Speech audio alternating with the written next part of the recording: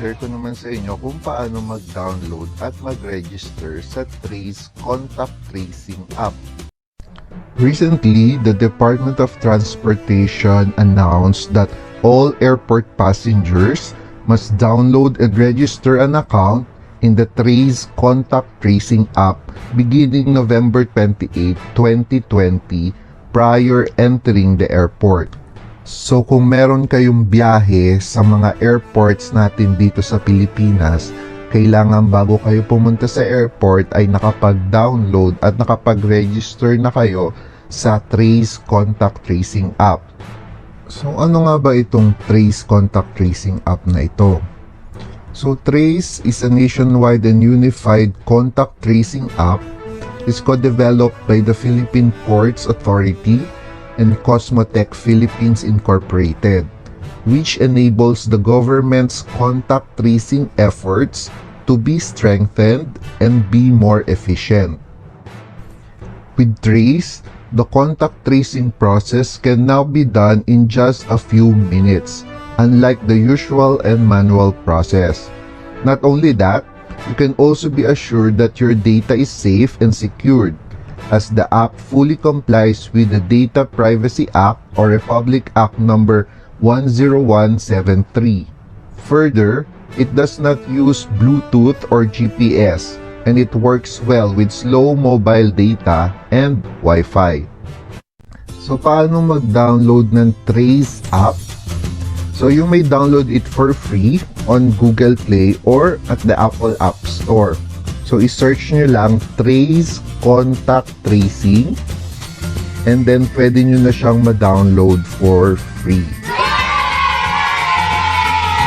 After downloading, you have to register your account and activate nyo na rin. So, in the next photos or videos, i-share ko naman sa inyo kung paano mag-register at mag-activate. Now naman, mag-register na tayo sa app. So, open the app and click the register button below. So, una, mag-agree muna kayo doon sa mga terms and conditions. Pagkatapos, makikita nyo on the next screen yung register an account. So, doon sa baba, yung no account yet, i-click nyo lang yung register para makapag-register kayo ng bagong account. So, dito sa next screen, makikita nyo yung iba't ibang klase ng account. So, you could register as individual, business or government office, barangay, transportation, or delivery crew. So, for this example, we will register as individual. So, yan, fill upan nyo lang yung mga required fields para makagawa kayo ng account. Huwag nyo rin kalimutang mag-upload ng photo nyo by taking a selfie and then itap nyo na yung submit para makapag-complete na yung registration nyo. To complete your registration, kailangan nyong i-activate yung account nyo. So mag-login lang kayo sa account nyo.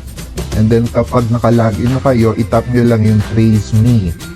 So, step 3, ito yung account activation. So, tap nyo lang yung activate account at i-enter nyo yung verification code na nakalagay dyan.